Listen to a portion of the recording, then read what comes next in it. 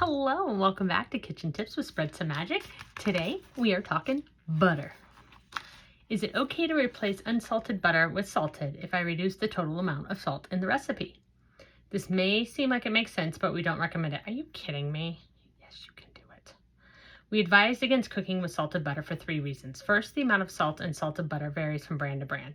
It can range from 1.25% to 1.75% of the total weight, making it impossible to offer conversion amounts that will work.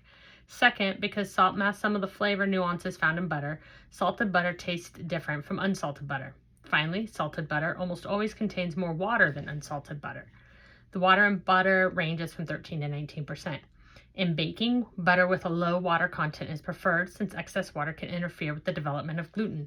In fact, when we use the same brand of both salted and unsalted butter to make brownies and drop biscuits, tasters noticed that samples made with salted butter were a little mushy and pasty. They preferred the texture of baked goods made with unsalted butter. Yes, baking, do whatever the recipe says.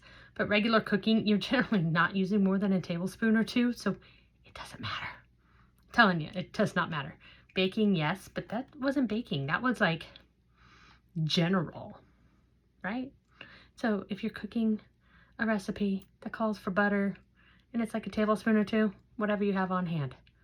You should be tasting as you cook and adjusting accordingly anyways.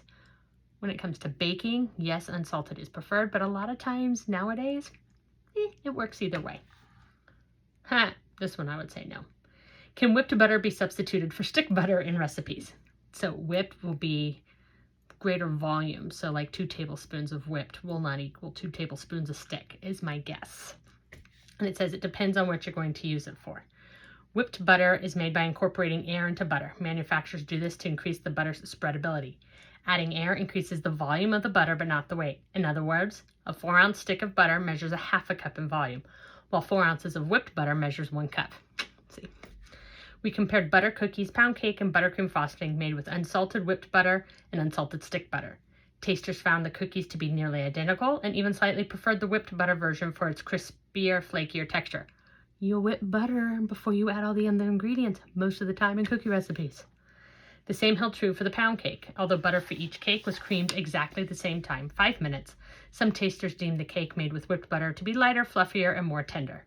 The buttercream was a different story. While the stick butter produced a fluffy off-white frosting, the whipped butter frosting was foamy with an intense yellow color and a plastic-like texture. So there you have it. We're going to have more butter and lard and shortening next week. Anyhow, thanks for joining me today, and be sure to spread some magic wherever you are.